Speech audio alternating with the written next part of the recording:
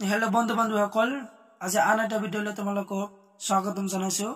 আজি তোমালোকৰ ডিসকাস কৰিবলৈ লৈছো সেকেন্ড সেমৰ কম্পালসৰি বিএ বিএসসি এন্ড বিকমৰ তোমালোকৰ যেটো common course EVS environmental science BSc পৰিবেশ মূল্যায়ন আৰু শিক্ষা ইউনিট 1 ৰ তোমালোকৰ 2 আৰু 5 মাৰ্কৰ কোৱেশ্চন আনসাৰ আৰু তোমালোকক কেইটামান ইম্পৰ্টেন্ট দেখুৱাম। তো আশা আজিৰ ভিডিওটো তোমালোকে ভালদৰে চাই লোৱা।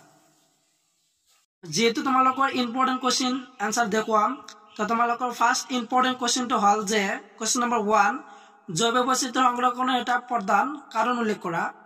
এই কোৱেশ্চনটো এক্সামৰ কাৰণে চাই যাবা। তো জৈৱ বৈচিত্ৰ্য সংৰক্ষণৰ এটা প্ৰধান কাৰণ উল্লেখ কৰা, এই কোৱেশ্চনটো চাই যাবা, এক্সামৰ কাৰণে অতি ইম্পৰ্টেন্ট হয়। তো ইয়াৰ আনসাৰ তোমালোকে দিয়া আছে স্ক্ৰীনত, তো আনসাৰখিনি তোমালোকে চাই ল'বা। মই তোমালোকক কোৱেশ্চন খিনি কৈ দি আছো আৰু তোমালোকে আনসাৰ খিনি চাই লবা। ইয়াৰ আছিল তোমালোকৰ সম্পূৰ্ণ আনসাৰ কোৱেশ্চন নম্বৰ 1 ৰ। তো সম্পূৰ্ণ আনসাৰ খিনি তোমালোকে চাই থকা, তো চাই লোৱা। আৰু আছে তোমালোকৰ নেক্সট কোৱেশ্চন, তো নেক্সট কোৱেশ্চনটো তোমালোকে চাই লোৱা। তো নেক্সট ইম্পৰ্টেন্ট কোৱেশ্চন নম্বৰ 7 যে পৰিস্থিতি তন্ত্ৰ কি। তো পৰিস্থিতি তন্ত্ৰ কি এইটো কোৱেশ্চনটো চাবা। এনসাৰ তোমালোকে স্ক্ৰিনত ভালদৰে দিয়া আছে, তো এনসাৰ খিনি তোমালোকে চাই লবা। আৰু তাৰ পিছত চাবা যে কোৱেশ্চন নম্বৰ 8 যে পৰিস্থিতি তন্ত্ৰৰ প্ৰধান উপাদানবোৰ কি কি। তো এটো চাই যাবা যে পৰিস্থিতি তন্ত্ৰৰ প্ৰধান উপাদানবোৰ কি কি। তো তোমালোকৰ এনসাৰত সম্পূৰ্ণ ইয়াৰ এই পৃষ্ঠাত দিয়া নাই আৰু নেক্সট পেজত আছে এনসাৰ সম্পূৰ্ণ। তো সম্পূৰ্ণ এনসাৰ খিনি তোমালোকে চাই লোৱা।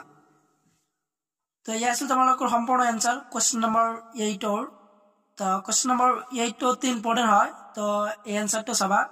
আৰু এই কোৱেশ্চন বিলাক তোমালোকৰ 2 মাৰ্কৰ হয়, তো 2 মাৰ্কৰ কাৰণে এই কোৱেশ্চন বিলাক চাই যাব পাৰা এক্সামত।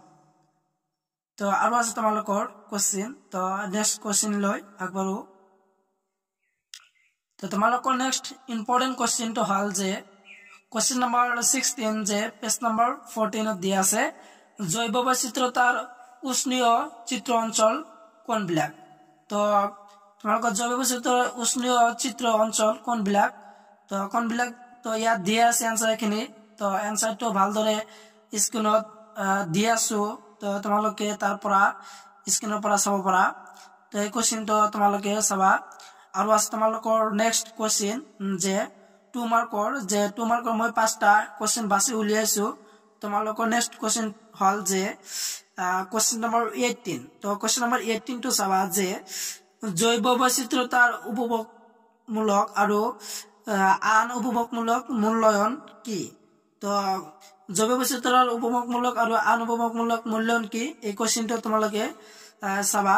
যেহেতু তোমালোকৰ এক্সামৰ কাৰণে অতি ইম্পৰ্টেন্ট হয়, 5টা কোৱেশ্চন মই তোমালোকক দিলো ইম্পৰ্টেন্ট এক্সামৰ কাৰণে ইম্পৰ্টেন্ট বাছি উলিয়াইছো 5টা।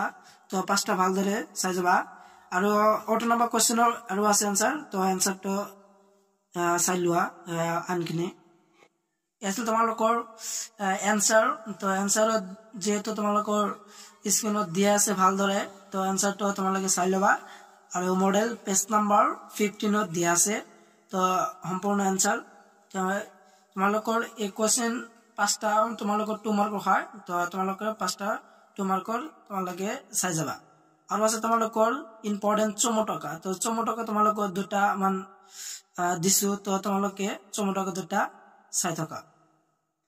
তো চমুটকা যে চমুটকা লিখা, তো চমুটকাৰ ভিতৰত তোমালোকৰ 2টা বাছি উলিয়াইছো। তো তাৰ ভিতৰত এটা হল যে তোমালোকৰ অসমৰ ৰাষ্ট্ৰীয় উদ্যান। অসমৰ ৰাষ্ট্ৰীয় উদ্যান চমুটকা আহিব পাৰে, এই কোৱেশ্চনটো তোমালোকৰ ইম্পৰ্টেন্ট হয় এক্সামৰ কাৰণে 2024। এইটো তোমালোকৰ চাবা। আৰু আছে আন এটা আছে চমুটকা, তো নেক্সট চমুটকা লৈ আগবাঢ়ো। তো নেক্সট চমুটকা হল যে যে জৈৱ বৈচিত্ৰ্যৰ গুৰুত্বপূৰ্ণ স্থান আৰু ভাৰতৰ উত্তৰ পূৰ্বাঞ্চল। তো এই কোৱেশ্চনটো তোমালোকে চাবা চমুটকা, যেহেতু তোমালোকৰ চমুটকা 2টা দিছো, তো 2টাৰ পৰা তোমালোকৰ এটা আহিব পাৰে, অতি ইম্পৰ্টেন্ট হয়। তো তোমালোকে 2টা ভালদৰে পঢ়ি যাবা। এটা হল যে তোমালোকৰ অসম ৰাষ্ট্ৰীয় উদ্যান, আৰু আন এটা হল যে জৈৱ বৈচিত্ৰ্যৰ গুৰুত্বপূৰ্ণ স্থান আৰু ভাৰতৰ উত্তৰ পূৰ্বাঞ্চল। তো তোমালোকৰ এই কোৱেশ্চন চমু টকা দুটা তোমালোকৰ 4 মাৰ্ক কৰা আহিব পাৰে তো তোমালোকে 4 নহয় 5 মাৰ্ক কৰা আহিব পাৰে তো তোমালোকে ভালদৰে কৰি যাবা এই দুটা চমু টকা আৰু আছে তোমালোকৰ নেক্সট কোৱেশ্চন যে আজিৰ ভিডিঅ'ৰ অত্যন্ত গুৰুত্বপূৰ্ণ কোৱেশ্চনটো হল যে এইটো যে জৈৱ বৈচিত্ৰ্য মানে কি জৈৱ বৈচিত্ৰ্যৰ গুৰুত্ব কি ইয়াৰ কেইটামান ভাগ আলোচনা কৰা তো তোমালোকৰ এই কোৱেশ্চনটো 5 মাৰ্ক হয় এই কোৱেশ্চনটো কেইবা এক্সামত আহিছে তোমালোকৰ ফাইনাল এক্সামৰ কাৰণে অতি ইম্পৰ্টেন্ট হয় অতি গুৰুত্বপূৰ্ণ হয় এই কোৱেশ্চনটো তোমালোকে চাই যাবা তো এৰ আনসাৰটো তোমালোকে এতিয়া চাই লোৱা তো আনসাৰত তোমালোকে কি দি আছে তো এৰ আনসাৰটো হল যে জৈৱ বৈচিত্ৰ্য মানে কি তো জৈৱ বৈচিত্ৰ্য তোমালোকে চাই লবা যে কি আৰু তাৰ পিছত আছে যে জৈৱ বৈচিত্ৰ্যৰ গুৰুত্ব তো জৈৱ বৈচিত্ৰ্যৰ গুৰুত্ব কাক বলে তো ইয়াত দি আছে তো জৈৱ বৈচিত্ৰ্যৰ গুৰুত্ব আৰু তোমাৰ লগৰ আছে যে জৈৱ বৈচিত্ৰ্যৰ ভাগ তো জৈৱ বৈচিত্ৰ্যৰ ভাগ তোমালোকে আলোচনা কৰিবলৈ কৈছে কোৱেশ্চন নম্বৰ 1 তো ইয়াত আছে তোমালোকৰ ভাগ তো তোমালোকৰ জৈৱ বৈচিত্ৰ্যৰ ভাগ তোমালোকৰ 5টা ইয়াত আলোচনা কৰি দিয়া আছে তো ফাৰ্ষ্টটো হল যে উপভোক্তা গুৰুত্ব তো উপভোক্তা গুৰুত্বৰ ভিতৰত আছে তোমালোকৰ খাদ্য তাৰপিছত আছে প্ৰতিষেধক আৰু ঔষধ আৰু আছে তোমালোকৰ নেক্সট কিনে তোমালোকে চাই লোৱা তো তোমালোকৰ নেক্সট আছে তোমালোকৰ ইন্ধন তো ইন্ধনটো তোমালোকে চাই লোৱা ইন্ধন তাৰ পিছত আছে যে তোমালোকৰ যে জীৱ বৈচিত্ৰ্য যেহেতু তোমালোকৰ 5টা ভাগ আলোচনা কৰি দিয়া আছে তো 5টা ভিতৰত টুটো হল যে উৎপাদনৰ গুৰুত্ব যে উৎপাদনৰ গুৰুত্ব আৰু আছে তোমালোকৰ যে সামাজিক গুৰুত্ব সামাজিক কেনেকুৱা গুৰুত্ব আছিল তো এটো আছে তোমালোকৰ আৰু আছে তোমালোকৰ দুটা তো তোমালোকৰ নেক্সট দুটা তোমালোকে চাই লোৱা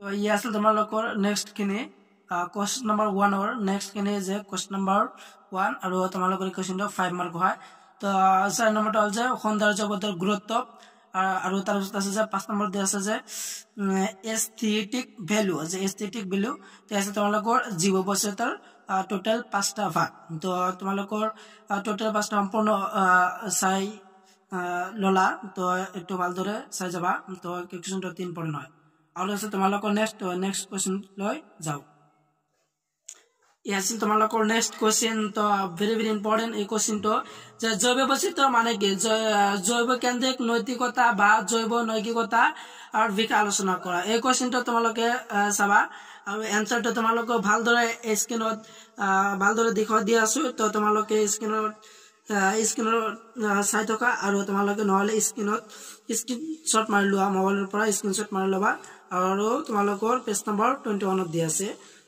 এই কোৱেশ্চনটো আৰু আছে তোমালোকৰ নেক্সট আনসাৰ তো নেক্সট আনসাৰ লৈ যাও ইয়াছিল তোমালোকৰ কোৱেশ্চন নম্বৰ 3 ৰ সম্পূৰ্ণ আনসাৰ আৰু এই কোৱেশ্চনটো তোমালোকৰ 5 মাৰ্কৰ হয় তো এই কোৱেশ্চনটো তোমালোকৰ 5 মাৰ্কৰ হয় ফাইনাল এক্সাম 2024 ৰ কাৰণে অতি ইম্পৰ্টেন্ট হয় আৰু তোমালোকৰ পেজ নম্বৰ 22 দি আছে কোৱেশ্চন নম্বৰ 3 তো আৰু আছে তোমালোকৰ নেক্সট কোৱেশ্চন তো নেক্সট কোৱেশ্চনটো তোমালোকে চাই লোৱা আৰু আছে তোমালোকৰ নেক্সট কোৱেশ্চনটো হল যে 5 নম্বৰ কোৱেশ্চন পেজ নম্বৰ 24 দি আছে জৈৱ বৈচিত্ৰ্যৰ প্ৰতি বিভিন্ন ভাবুকি আৰু ইয়াৰ সংৰক্ষণৰ সম্পৰ্কে ব্যাখ্যা কৰা অত্যন্ত গুৰুত্বপূৰ্ণ কোৱেশ্চন নম্বৰ 1 আৰু 5 কোৱেশ্চন তোমালোকৰ দুটা কোৱেশ্চনৰ পৰা তোমালোকৰ এটা 100% কমন কব পাৰো তো যেহেতু তোমালোকৰ এক্সাম মহান্মুখত আহি আছে অতি ইম্পৰ্টেন্ট হয় দুটা কোৱেশ্চন তোমালোকে চাই যাবা যে জৈৱ বৈচিত্ৰ্যৰ প্ৰতি ভাবুকি বিভিন্ন ভাবুকি আৰু ইয়াৰ সংৰক্ষণৰ সম্পৰ্কে ব্যাখ্যা কৰা তো আনসাৰ আছে যে হল যে তোমালোকে আনসাৰটো জৈৱ বৈচিত্ৰ্যৰ প্ৰতি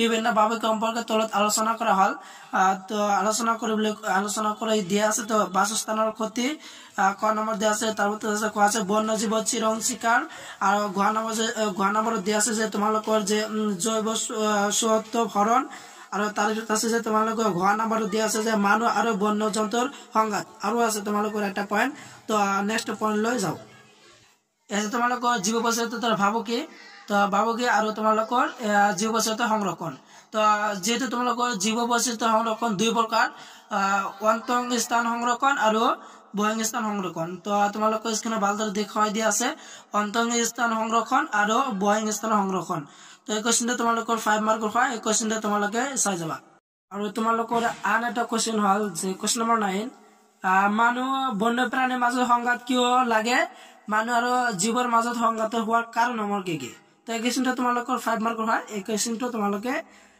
এক্সামৰ কাৰণে চাব পাৰা যে মানুহ আৰু বন্যপ্ৰাণীৰ মাজত সংঘাত কিয় লাগে তো এইখিনি তোমালোকে ভালদৰে পঢ়ি চালে তোমালোকে সম্পূৰ্ণ গম পাবা যে মানুহ আৰু বন্যপ্ৰাণীৰ মাজত সংঘাত কিয় লাগে। তো তোমালোকে স্ক্ৰীনশ্বট মাৰি ল'বা, নহ'লে মডেল পেজ নম্বৰ 33 দিয়া আছে। আৰু আছে তোমালোকৰ যে মানুহ আৰু জীৱৰ মাজত সংঘাতৰ হোৱাৰ কাৰণসমূহ। তো কাৰণসমূহ আৰু আছে তোমালোকৰ সংঘাতৰ কাৰণ নেক্সট পেজত দিয়া আছে, কাৰণটো তোমালোকে চাই লোৱা। তো ইয়াত আছে তোমালোকৰ মানুহ আৰু জীৱৰ মাজত সংঘাতৰ হোৱাৰ কাৰণ। তো কাৰণ তোমালোকৰ ইয়াত বহুকেইটা অপশ্যন দিয়া আছে, তো তোমালোকে চাই ল'বা যে মানুহ আৰু জীৱৰ মাজৰ সংঘাতৰ কাৰণ কেনেকুৱা হোৱা, তো এইটো তোমালোকে চাই ল'বা। তো আজিৰ ভিডিঅ'ৰ শেষৰ কুৱেশ্যনটো হ'ল যে 14 পৰিস্থিতি তন্ত্ৰবোৰ কেনেদৰে সংৰক্ষণ কৰিবা। তো এই কুৱেশ্যনটো অতি ইম্পৰ্টেণ্ট নহয়, তো তোমালোকে এডিশ্যনেল হিচাপে তোমালোকে ধৰি ল'বা। তো এডিশ্যনেল হিচাপে ধৰি লোৱা যে পৰিস্থিতি তন্ত্ৰবোৰ কেনেদৰে সংৰক্ষণ কৰিব পাৰি। তো ইয়াৰ এনচাৰটো তোমালোকে চাই লোৱা। তো এনচাৰটো কি দিয়া আছে তো তোমালোকে চাই লোৱা। আৰু তোমালোকৰ মই 2 মাৰ্কৰ তোমালোকৰ 5টা কুৱেশ্যন দিছোঁ, আৰু 4 টকা 2টা, আৰু তোমালোকৰ 5 মাৰ্কৰ 5টা। তো তোমালোকৰ টোটেল 12টা মান কুৱেশ্যন দিছোঁ। তো ইয়াৰ পৰা তোমালোকে 2 মাৰ্কৰ এটা পাবা আৰু 5 মাৰ্কৰ এটা পাবা। তো তোমালোকে 12টা কুৱেশ্যন অতি গুৰুত্বপূৰ্ণ সহকাৰে তোমালোকে ভালদৰে পঢ়ি যাবা, যিহেতু এক্সাম সন্মুখত আছে। তো তোমালোকে ভালদৰে পঢ়িবা, মই আশা ৰাখিলোঁ। তো আজিৰ ভিডিঅ' এইখিনি আছে। সম্পূৰ্ণ ভিডিঅ' চাই থকাৰ বাবে তোমালোক সকলোকে ধন্যবাদ।